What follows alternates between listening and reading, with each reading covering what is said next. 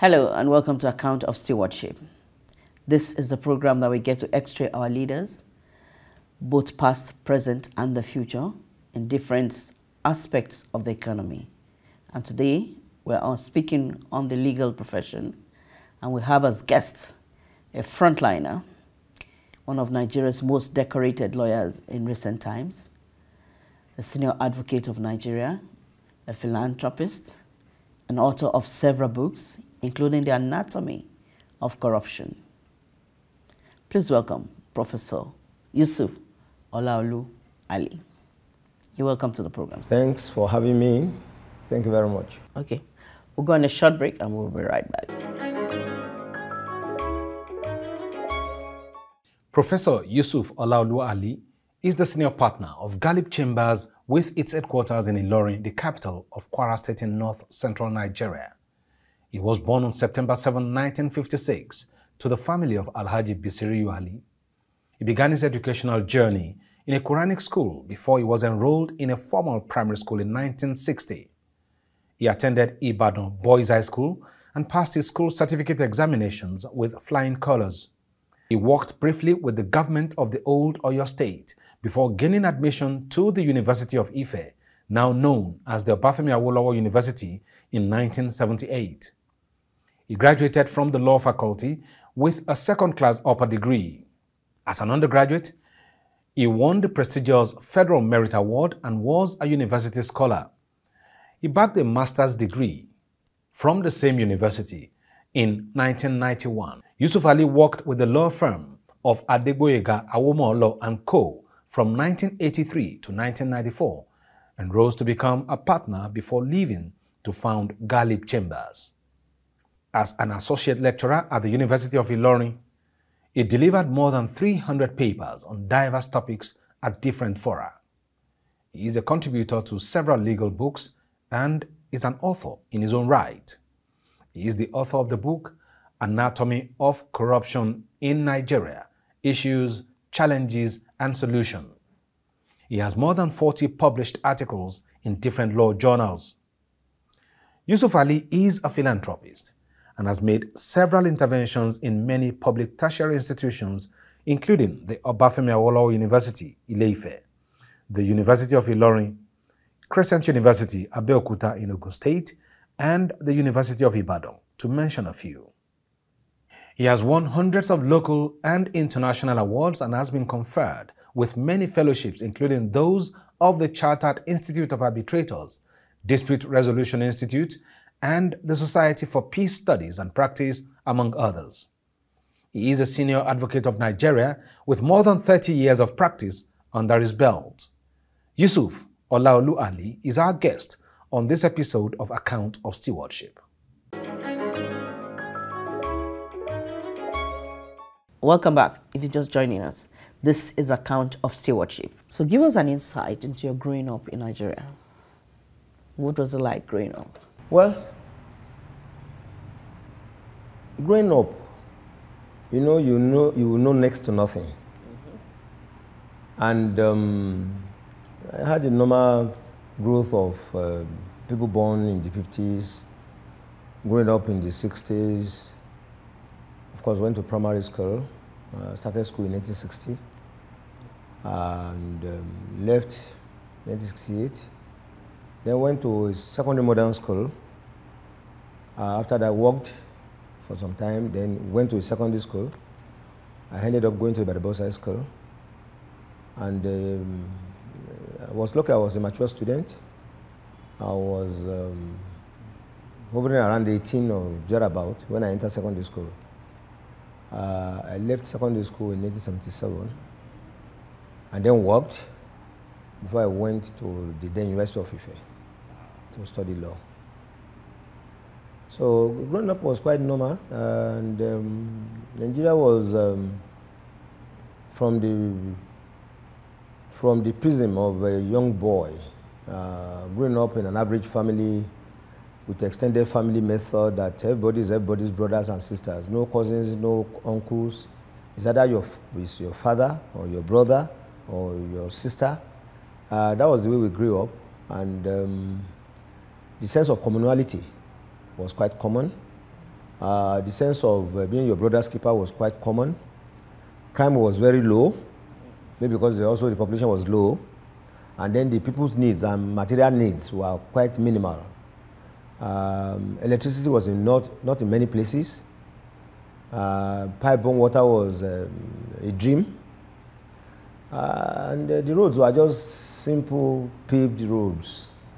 And I remember traveling in those days.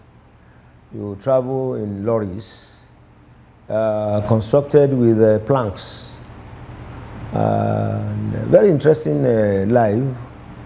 And of course, as a young boy, most times, you stand throughout the journey because you'll be exploring the countryside. So life was very simple, actually. Simple, uncomplicated, and straightforward. That was a time when those who had things to sell would place their wares beside the road, put the price in terms of the money beside it. Anybody who wanted to buy would go there, pick whatever they wanted to buy, and drop their own money. Whoever was selling the item, either farm produce or any other thing, in the evening we'll go there, collect whatever money had been put there, and we'll also collect the balance of his goods or wares. Really? Life was that simple, but honesty was at its best. Okay, okay. So tell us about the journey of Galib Chambers, the law firm that you've run for over 30 years. Give us a summary of the journey. Well, if I were to summarize, my summary would be, here is a young Nigerian who started life like any other Nigerian of the period, attended all the schools that were available. But let me just say that there was no counseling. Many of us of our generation just did what came to our brains, as it were. Not that anybody counseled you. I was the first lawyer in my extended family so I had no relation who was a lawyer. I had nobody I knew was a lawyer. If I read anything about a lawyer, it would be something I read from newspaper reports and things. So I would say that life was simple, life was interesting, and that the standard of our education was commendable, and it was enough for the purposes of that period that we grew up. And the university was quite an interesting place. That was the time when there was the cafeteria system in the university. All it took you to feed. Before the beginning of 77, between 77 and 78 session was when students were feeding with 50 kobo per day. Meal, morning was 10 kobo, afternoon, morning was 55 kobo, afternoon, 10 kobo, and evening. But by 78, and that was what gave birth to Ali Must Go strike of students. Then 78, the meal now became 50, 50, 50. That is 150 naira to feed every day. That was 45 naira to feed in a month. But I must say that even at that time, I'm not sure up to 50% of the students had the 45 naira for 1 month. That's why you hear the cliche 101, 110. That is so for people who could not afford to eat 3 square meals. Okay, let's come to the awards. It's overwhelming seeing the level and the amount of awards that you have received over the years. In fact, you are acclaimed to be one of the most decorated lawyers in the history of Nigeria. Can you tell us what these awards mean to you and how it has impacted on you? Well, one good thing that I feel good about these awards is that I never solicited for any. I never paid for any. I'll sit down, people will think I've done something, a good turn somewhere, they will give me an award, I will appreciate. So there is none.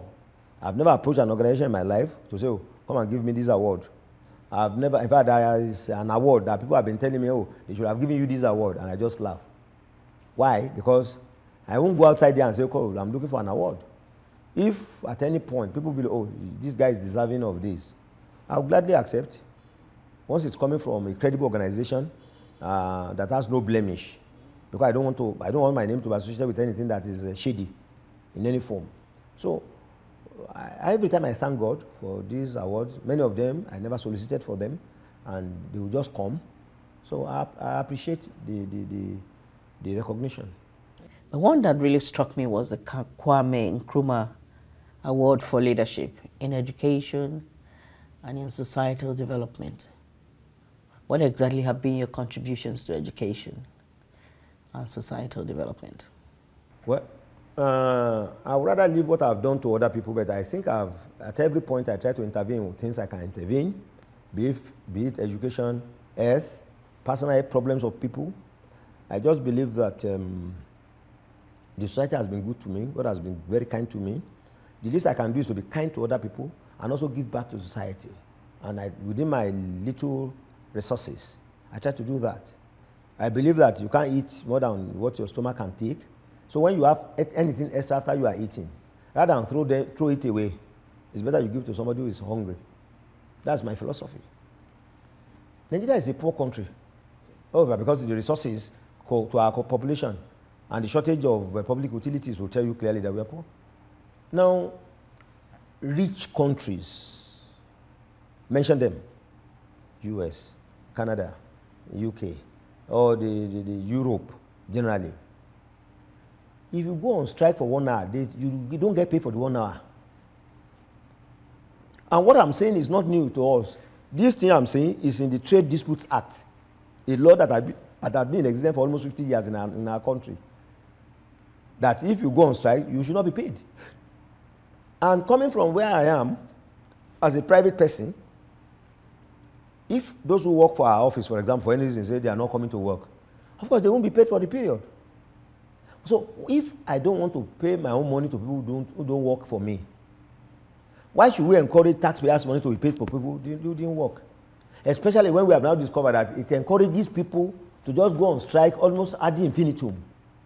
You were Pro-Chancellor of a university, and you were known for your stand. And if ASUU doesn't work, they should not be paid. No work, no pay.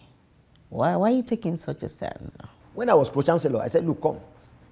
There is set of dues that are deducted from the workers' salaries in the universities, either academic or non-academic. Now, these check-off dues are paid to the unions. In other climes, what they use those funds for is for the unions will invest those funds.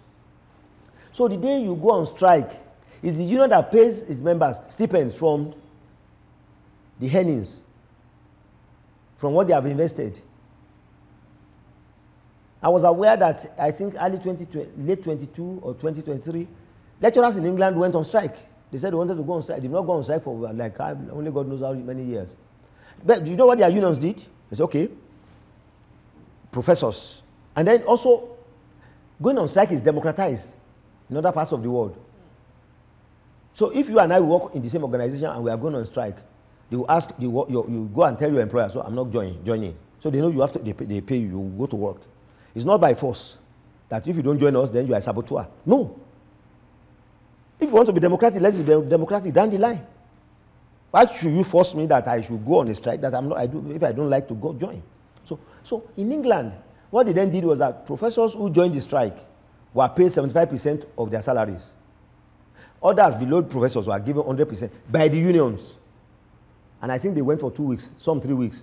So they calculated their salaries pro rata. And they were paid that sum by their unions because they know the employers will not pay. And this position, of course, I also pushed it on the platform of Committee of Pro-Chancellor of State Universities when I had the privilege to lead that body for more than 2 years. We must be fair to our country. We must be fair to ourselves. We'll go on a short break and we'll be right back.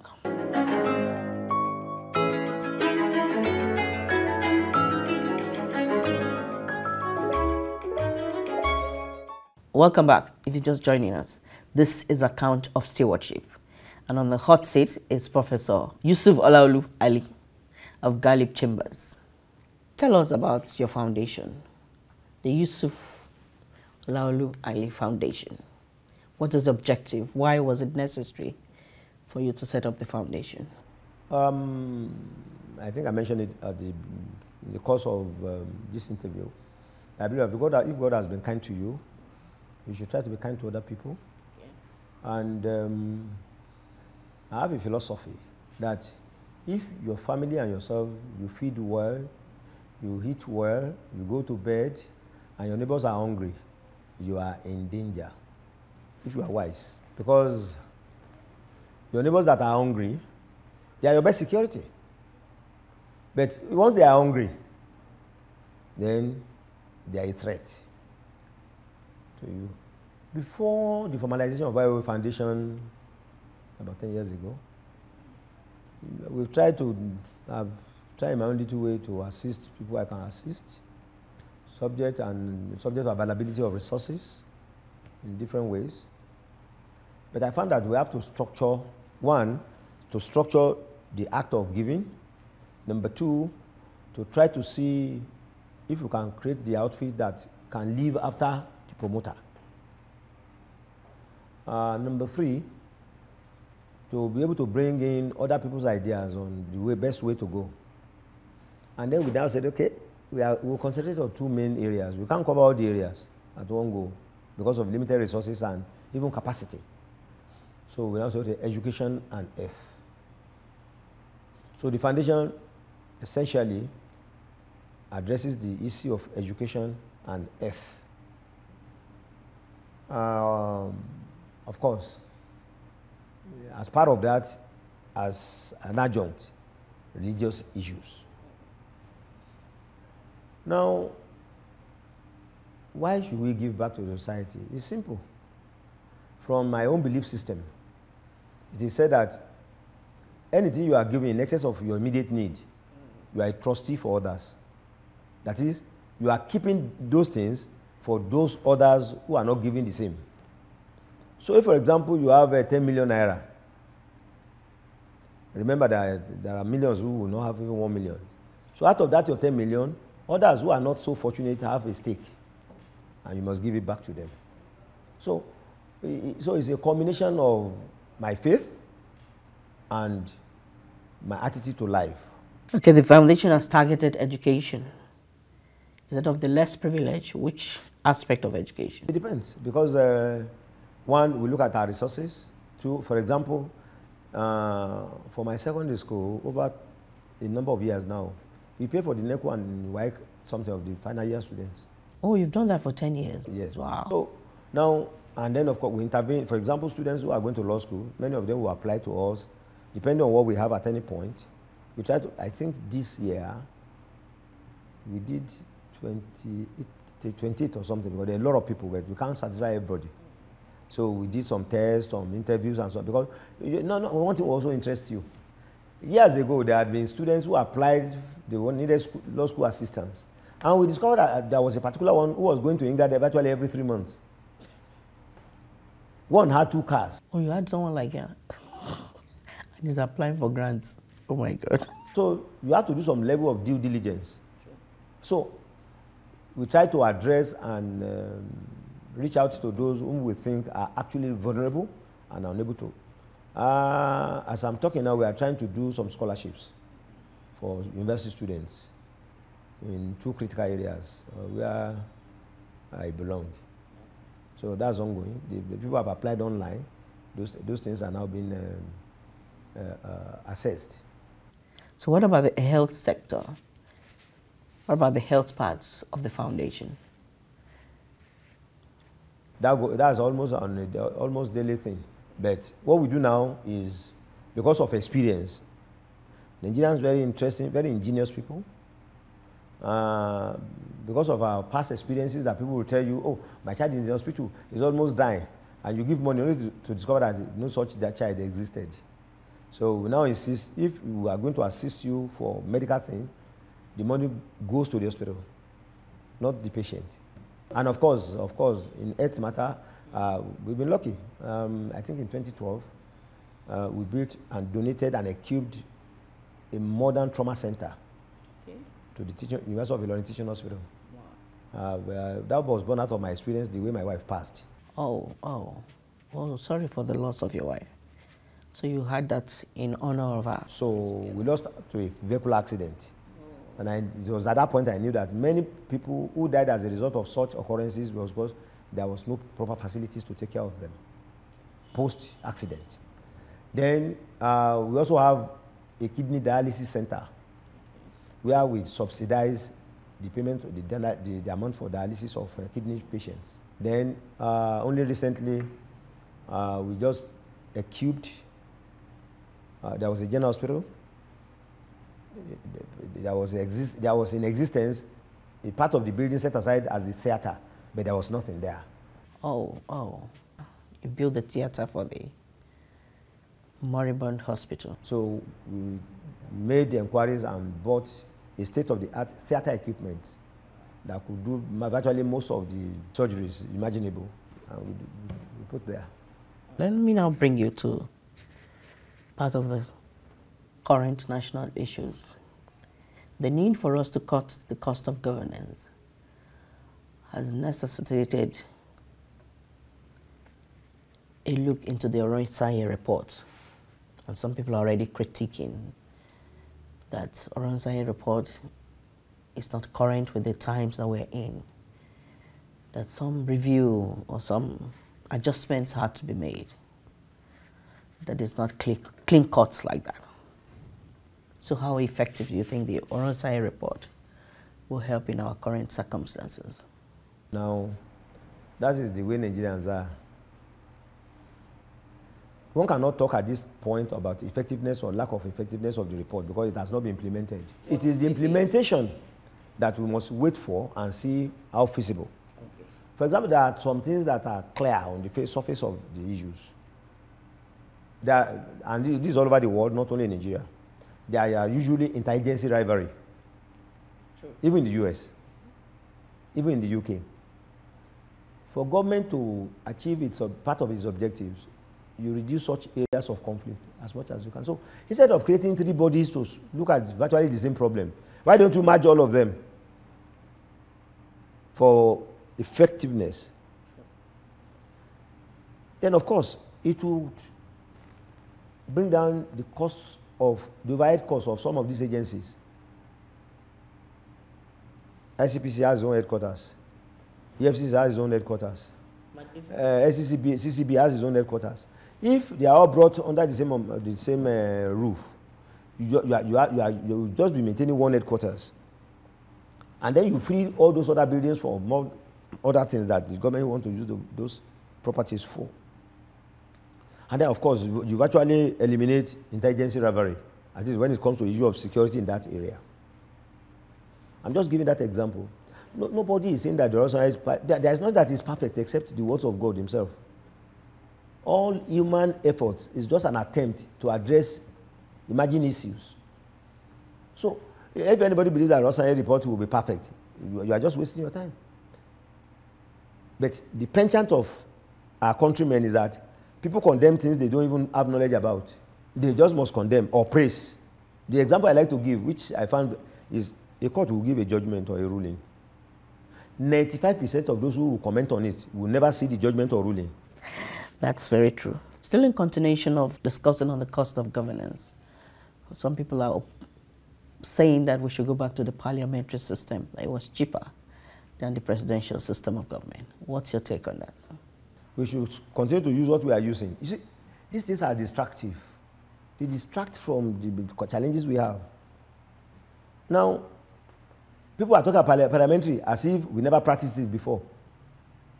That was the system we practiced from 1960 to 1966 that led to a coup and led to the Civil War. So I'm just giving you, because the people are saying it as if once we go parliamentary, and people also talk about cost of governance. Governance anywhere is not cheap. We should not be wasting our time. I think our problem is it's corruption. That's our problem. Our own is almost untrammeled. It's untamed. I know there's corruption everywhere in the world. But in other places, there are consequences. There are no consequences for most infractions there. And I tell people that's the difference between us and other places. Many people don't know that the rate of crime in Johannesburg is far, far higher than the rate of crime in Lagos or Abuja. But there is the appearance in South Africa that if you do evil, you commit an offense, the law will catch up with you. It's the reverse there. That you can get away with anything. So that impunity. So, I said it in a recent interview. If they bring the American Constitution to this country, it will fail. It is our attitude. It is whom we are. I tell people, yes, government has its own fault, but we, the followers, have a lot of problems. So finally, what advice will you give to Nigerians? Let's change our attitude. Let's love our country. Let's love ourselves. Do unto others as we wish that the others will do unto you. Good neighborliness, brotherhood, good citizenship. All these things are necessary. Don't let us think that there's a quick fix to anything in the world. Anything good takes time. Thank you very That is why God in His wisdom ensures that to have a viable baby, it will be there for 9 months. Otherwise, it will be a prem.